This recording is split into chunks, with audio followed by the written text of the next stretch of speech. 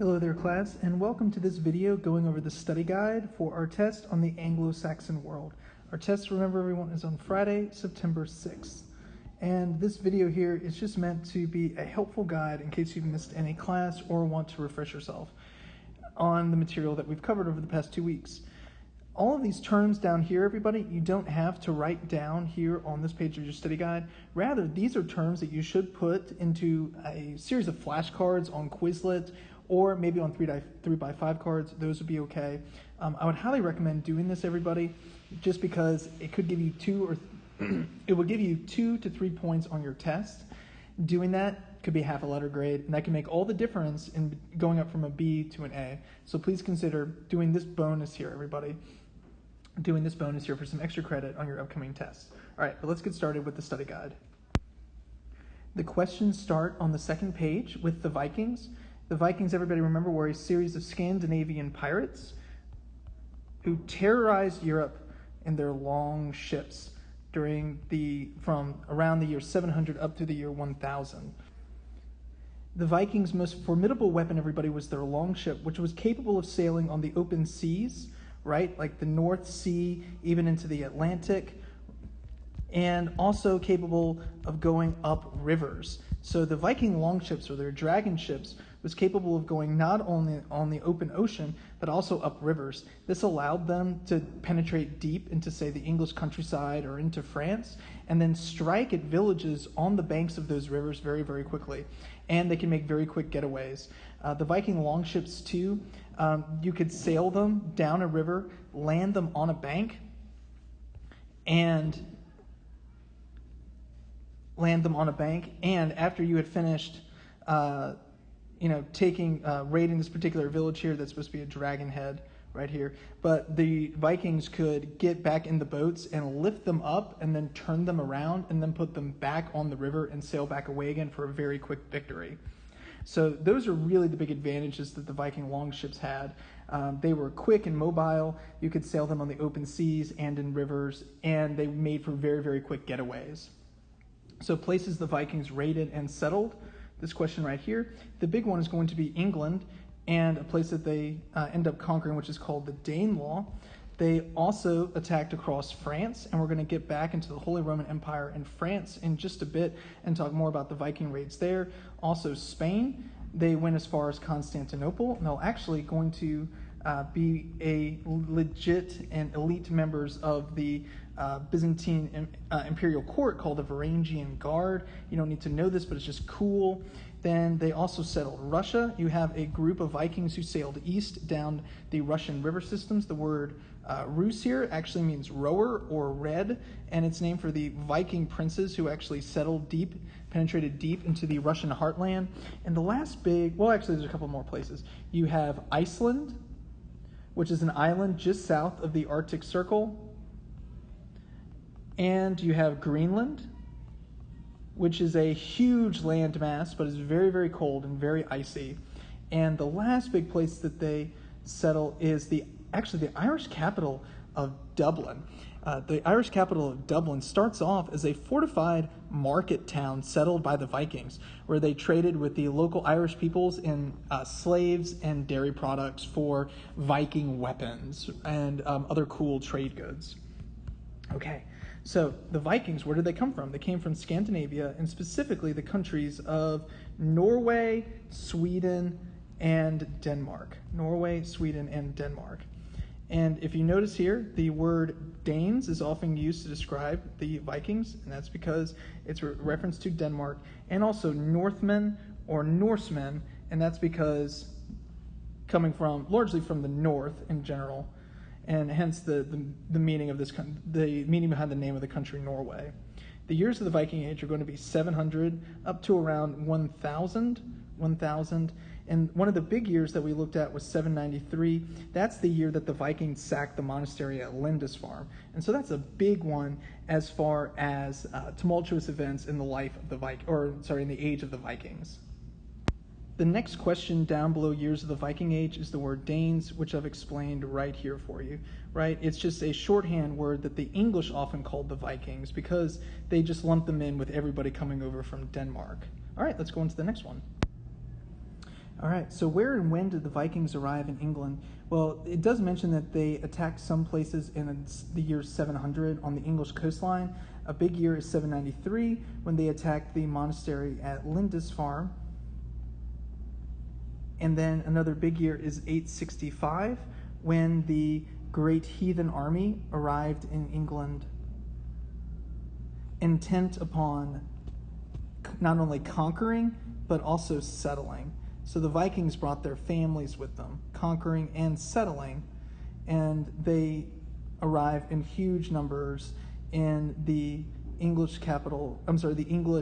petty kingdom of Northumbria. Then they moved on to Mercia and East Anglia. And the regions that they conquer here are known as the Danelaw because the Vikings settle here and they don't return back to Denmark. If you remember the story of the Anglo-Saxon migration, with the Anglo-Saxons coming over and essentially taking the land from the Romano-British, the Vikings are essentially doing that same thing here, right? If we've got the Anglo-Saxons and Jutes taking over the Romano-British, here we've got Vikings coming over and essentially doing the same thing to the Anglo-Saxons. The Vikings taking over the land of the Anglo-Saxons. All right, let's go ahead and go into the next one. The Vikings loved attacking monasteries, for instance, the first monastery that they attack in England is Lindisfarne. Monasteries like this have immense wealth in the form of gold and silver goblets, manuscripts, valuable clothing, and so on and so forth. The nobility of Europe ends up giving lots of money and wealth and possessions. The nobility give lots of gifts to monasteries in hopes of getting on their good side. And so these monasteries, they never give those items away, they just keep it. And so it's a storehouse of immense wealth. That would also include manuscripts that they spend time copying. Those fetch a high price on the open market, but these monasteries they're defenseless. The monks who live inside them really can't defend themselves against Viking attacks. So if you want to go raiding anywhere, you want to go raiding in some place that you know it's a high likelihood that you're going to survive that raid. You want to attack people the Vikings are operating like bullies. They're picking on people that really can't defend themselves. And the Vikings are utterly out of control when they go on these raids. All right, next one. So what did most Vikings do for a living? Okay, so they're mostly farmers. You can't farm a whole lot in Scandinavia, so you have to supplement that with fishing. The Norse are fantastic fishermen. There's also some trading, sailing on the open seas, bringing goods that are not so valuable in one market to a market where presumably they'll be more valuable. But they also turn to raiding and pillaging in these 700s. Part of the reason for that, nobody really knows why, but there is a warming period that takes place across Europe in the 600s and 700s, so that the Earth's temperature goes up just a few degrees, and that's enough for a big warming period to take place across Northern Europe and in Scandinavia. That warming period leads to a higher population because it's warmer, you can grow more food, and people survive longer, so you've got a higher population. What ends up happening is that higher population, the productivity of the land of Scandinavia can't really support this high population by farming in Scandinavia because it's just so icy and rocky. And so the surplus population, that's the fancy term there, the surplus population, they end up turning to raiding. And when they find that raiding places like monasteries are so easy and successful, that it creates this incredible incentive to go and raid other monasteries located throughout Europe. Once they figure out that monasteries are easy targets, it creates a huge incentive for every Viking to take to his ship, grab his sword, and go on a raid with his best friends across Western Europe. And hence how the Viking raids are so destructive and far-reaching. All right, and let's go on to the next question and talk about Viking family life. So as far as the role of men were farmers, they were also fishermen and traders. They were the heads of their household. They also did some raiding occasionally. The role of women, meanwhile, Lots of domestic duties. The text that we read says, cooking, sewing, milling, weaving, that sort of thing. So taking care of their families. And then the role of children. Children would assist their parents in household chores, working on farms and things like that. Viking children from Norway and Denmark and Sweden did not go to school. Anything that they would have learned would have been picked up at large communal gatherings, like when they would retell famous stories of Thor and of Odin and of the sagas of great sea kings that had gone on very successful raids. So the children largely engaged in household chores, not really going to school, but they're basically growing up, training to grow up to become little Vikings like their parents. The last question here on this page, where did slaves or thralls come from? Remember, thralls is a word for slaves. Well, they typically came from raids on either other neighboring tribes or in their raids across Europe. So raids, warfare, and so on and so forth is where these poor, unfortunate thralls came from. All right, and moving on through our study guide here, Viking religion before the Christian conversion. It's Nordic paganism, Norse mythology. They are worshiping Thor and Odin and Loki, many of whom you probably know already because of the Marvel Cinematic Universe. They believed in a cataclysmic end of the ages event known as Ragnarok. They believed that a giant wolf named Fenrir was going to be unchained by the monster Loki and then set loose to destroy the earth. They also believe that there are ultimately 9 worlds that are all connected by a giant tree named Yggdrasil.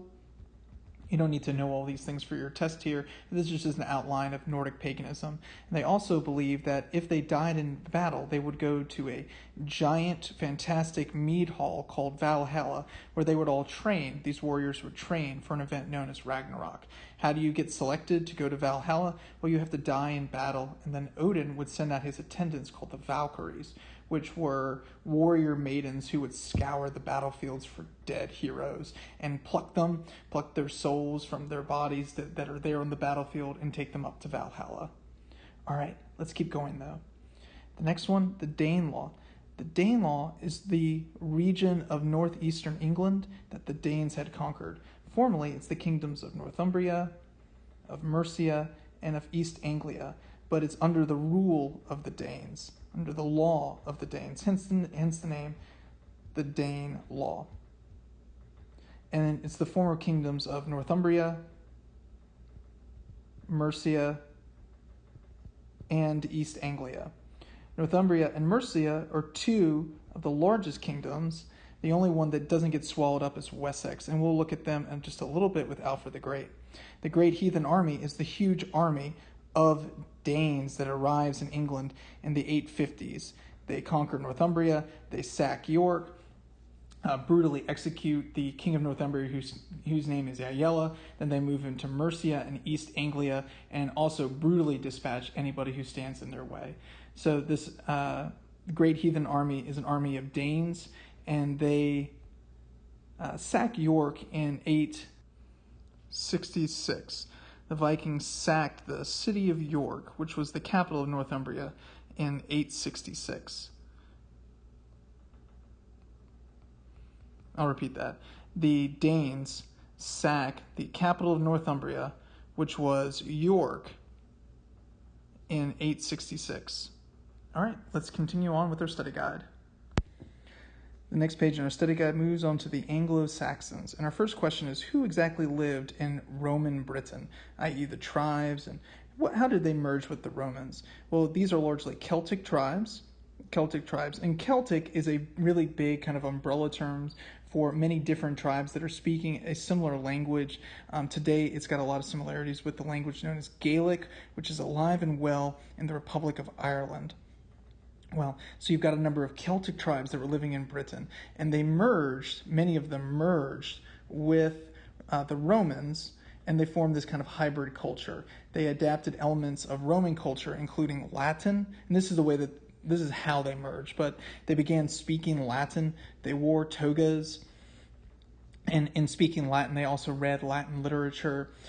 Bathing was also introduced, more elements of Roman law, And when Christianity becomes very popular in Britain, Christianity is also expedited to this Romano-British culture.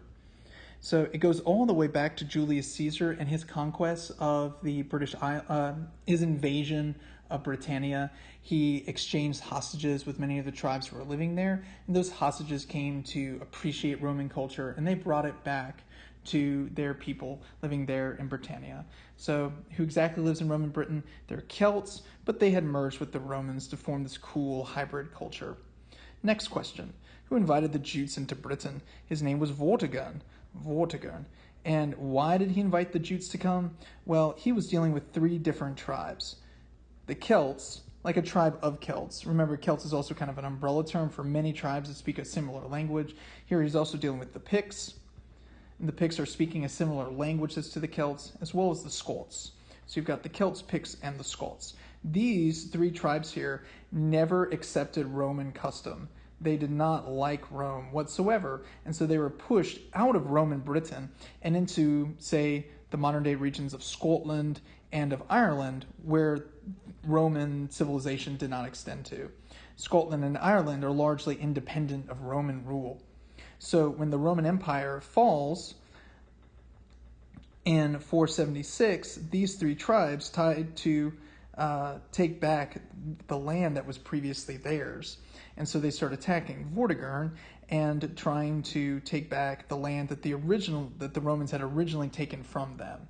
Vortigern had invited the Jutes into Britain to help defend him from the Celts and the Picts and the Scots. So he was hoping to play off one group of barbarian tribes against another there in Roman Britain. So the Celts, Picts, and the Scots were attacking Vortigern in these Romano-British settlements. And so he invites the Jutes to come over and help him gain his kingdom back. All right, and let's continue then. So next question, Anglo-Saxons and Jutes, where did they come from? The Anglo-Saxons and Jutes are 3 Germanic tribes that migrate over into Roman Britain starting in 449, and it really hits its stride in the 500s AD. Where did they come from, though? They came from southern Denmark and western Germany. We've heard of the Saxons already as they fought wars of independence against Charlemagne. The Angles and the Jutes are going to speak similar languages. They probably interacted a lot with each other, but they all migrate over into Britain really in the 500s AD as the Roman world is just coming apart at the seams. So they're 3 Germanic barbarian tribes that came over to initially help Vortigern, but they end up settling the land and taking it over for themselves. The next question, who led the Anglo-Saxon migration? Well, that's Hengist and Horsa. Horsa, of course, sounds like our English word horse. The word Hengist just means stallion. And it's these 2 individuals that recognize the worthlessness of the Britons, right? Their inability to defend themselves, and the richness of the land, i.e. how agriculturally productive it was. Next question, why did the Romans leave and who came in? Well, the Romans left because the Roman Empire was falling, and they needed the troops to defend Rome from other Germanic barbarians. So the Romans pulled out their garrisons, and the people that came in were the Angles, the Saxons, and the Jutes. That's how they ended up in Britain. They got this invitation to come over, which turned into a full-scale invasion before Vortigern and his Romano-British subjects realized what was going on here. Next question. How does the King Arthur legend fit into Anglo-Saxon England? Well, the legend of King Arthur is set against the backdrop of the Anglo-Saxon migration. The backdrop of the Anglo-Saxon migration. Arthur and the other knights of the Round Table are all Romano-British knights. You know, they're like equites. They're not knights as in the sense of the High Middle Ages, but more like the Roman cavalrymen called the equites. So more like Roman cavalry soldiers and stuff like that. But the legend of King Arthur is all set against the backdrop of the Anglo-Saxon migration. And one of the reasons why the stories in your Arthur books take place in Wales and in Cornwall is that the Romano-British people, when they were pushed out of Britannia, right? That's the Roman province of Britannia that from this point forward is going to be known as Angloland and then England. When the Romano-British were pushed out, they're pushed into Wales and into Cornwall. So that's why a lot of the stories in your a lot of the stories in your King Arthur books takes place in these two locations. It's because that's where all the Romano-British people went to after the Anglo-Saxons had successfully taken their land from them. Okay, next question. Where did the Anglo-Saxons settle? Well, today it's the modern-day country of England. Back then, it was called Britannia, or Roman Britain is the name of the province. And they're going to settle roughly very close to the Scottish border and then down to the English Channel. And it's going to be in small petty kingdoms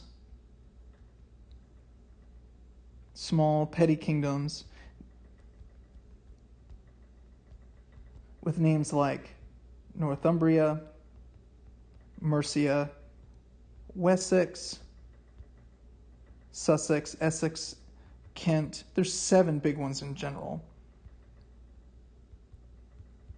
Essex, Sussex, and the last one is East Anglia. And here's a map here. So where they settled. The areas that are in dark green, those are the areas where the Romano-British peoples, the Celts, were pushed into after the Anglo-Saxons took really like the choicest land here, close to the coastline with Europe and so on and so forth. All right. So this next question here, as far as the warriors, army, and Anglo-Saxon society.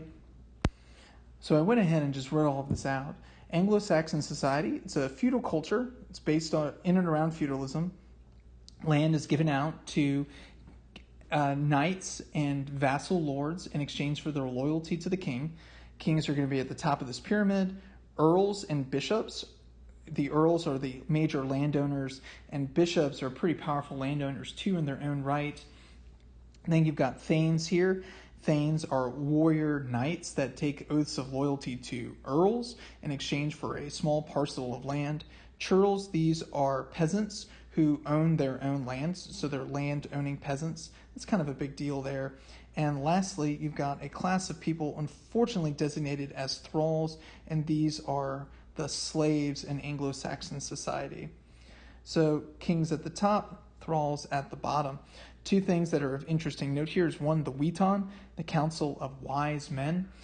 They would advise the king wherever he would go to, whenever he came to their particular town. The Witan would meet with all the leading people in that particular town or shire, and they would advise the king on some matters of great importance. And then the other important thing to note too is something called the Weregeld. The Weregeld is a blood price. If you were to accidentally kill someone, maybe a fight got out of hand, or maybe it was in an accident, but however it happened, you've accidentally killed someone. Well, instead of possibly living in fear for the rest of your life, because that person's family is going to come after you as part of something called a blood feud, what Anglo-Saxon society would do instead is pay something called the Weregeld, or the Weregeld, which is basically a price for that person's life. You would give it to the family of the person who had been killed. Again, maybe it was a fight that got out of hand, who knows. Anglo-Saxon society is very violent, but this is a way of preventing blood feuds from getting out of hand. All right, let's go on to the next page. Moving on. So these items here I had mentioned on the previous page. So the kings were obviously the leaders of their particular kingdom. Thanes are warrior knights in Anglo-Saxon England. Churls are landowning peasants. Thralls are slaves. Sutton Hoo was a burial site that was filled with treasure, and it's something that we really should look into a little bit more as far as visuals and things like that. I showed you one cool helmet from Sutton Hoo. The 7 kingdoms of the Anglo-Saxon world are as follows.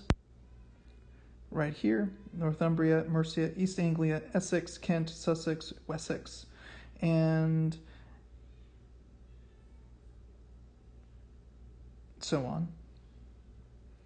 King Offa of Mercia, the 2 big things that he builds a massive dike that separates Wales from Mercia. It runs almost the entire length of Wales. And he also mints a coin that has Arabic lettering on it that says, actually, there is no God but Allah on that particular coin. He mints a coin in Arabic, and it's really interesting. It shows the trade ties between Anglo-Saxon England and the wider world.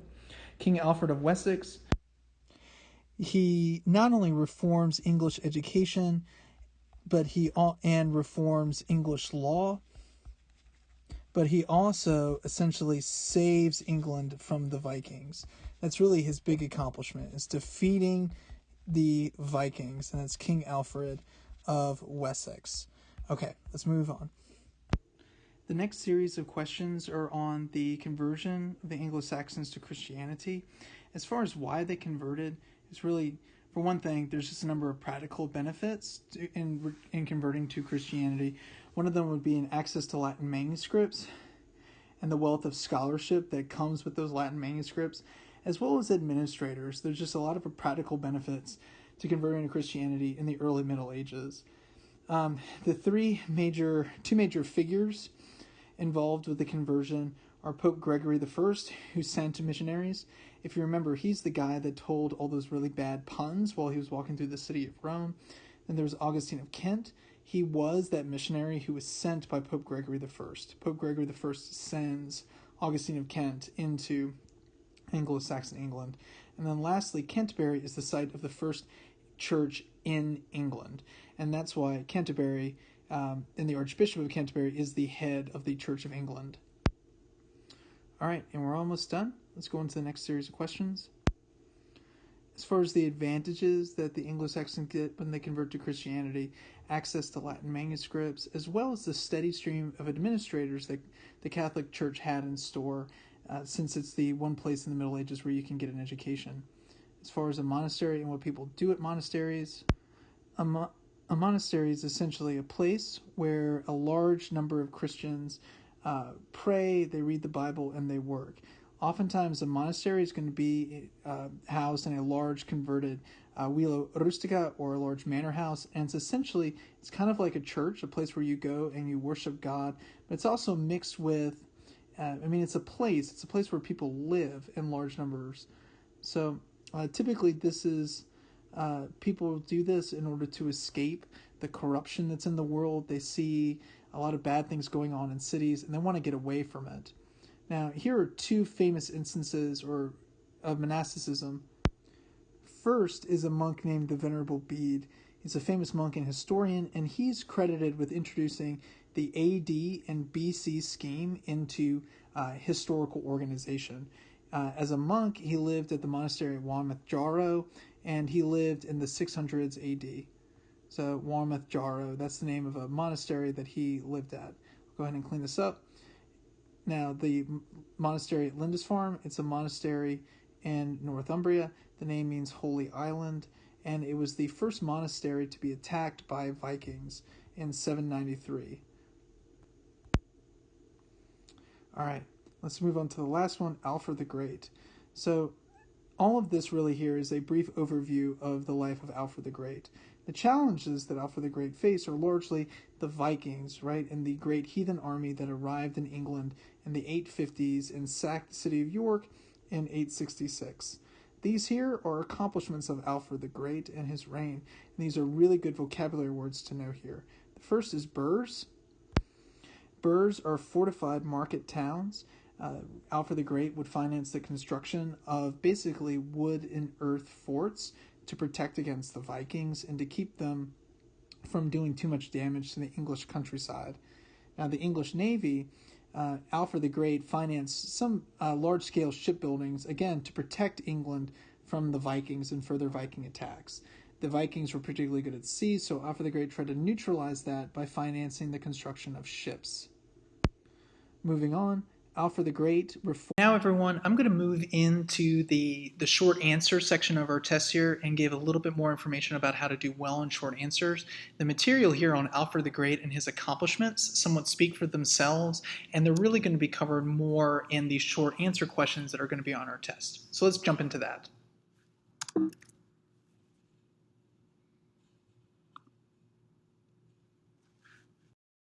All right, students, as far as the short answers go, what I would recommend doing is when you get home, spend some time practicing writing out these short answer questions. Give yourself a timer of, say, 3 minutes and write down all the information that you can about each of these particular short answer questions.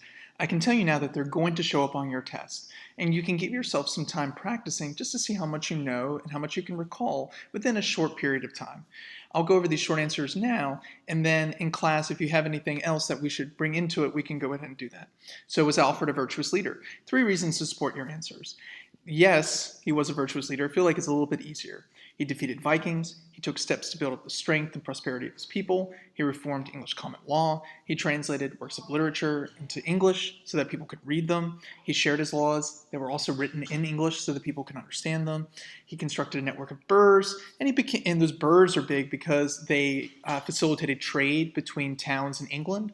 And so some of those burrs are actually going to become the sites of great, prosperous towns in England. He made peace between the Vikings and the Saxons, and this was a genuine peace. The Danes and the Anglo-Saxons are going to live side by side for until really the Norman conquest in 1066, which changes everything.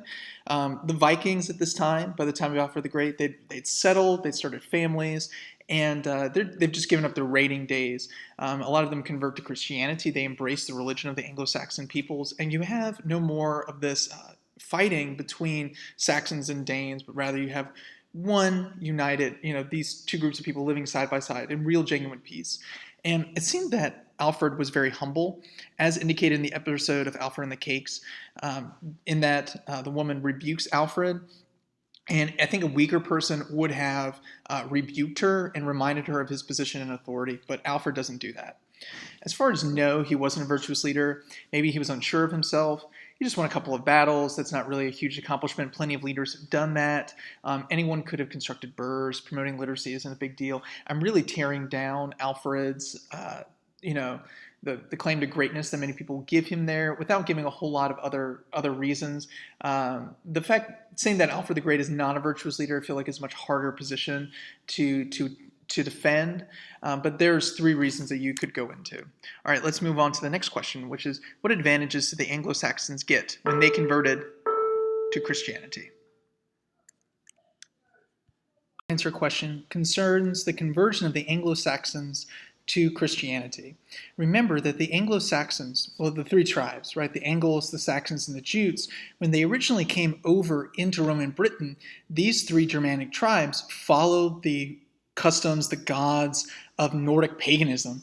They loved Odin and Thor, Loki, Valhalla, the whole package that goes along with Nordic paganism and Nordic mythology. Now, when they convert to Christianity in the 500s, they get a number of benefits connected with that. For one, the message of Christianity is certainly more hopeful than that of Nordic paganism. The idea of receiving God's forgiveness, which is open to everyone, and God's love versus dying gloriously in battle so that you can go to Valhalla, the closest equivalent that Nordic paganism has to heaven. And this is only open to male warriors. If you remember from class, it's this idea that does an awful lot to encourage Germanic warriors to fight to the bitter end in hopes that Odin's Valkyries will pluck them up from the battlefield and take them to this mead hall in the sky where they get to train for Ragnarok. So certainly the message of Christianity is a lot more hopeful than the message of Nordic paganism, and Christianity is extended to many more people than is the idea of Valhalla in Nordic mythology. In addition, converting to Christianity gives the Anglo-Saxon kingdoms administrators from within the Roman Catholic Church. If you remember, the church is the only institution really capable of educating its members. So the church produces a lot of skilled administrators and record keepers, and you're going to need these individuals to help you run your kingdom. Converting to Christianity also gave the Anglo-Saxon kingdoms access to Latin manuscripts and the literary heritage of the Roman Empire, which is key for building up education in your kingdom.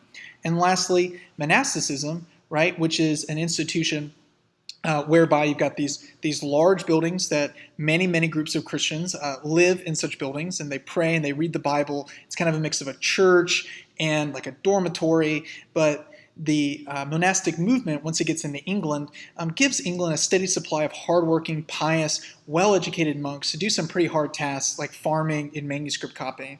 And these initiatives helped kingdoms weather the storm of the Middle Ages. So as far as those advantages go, certainly the message of Christianity is qualitatively different than that of Nordic paganism.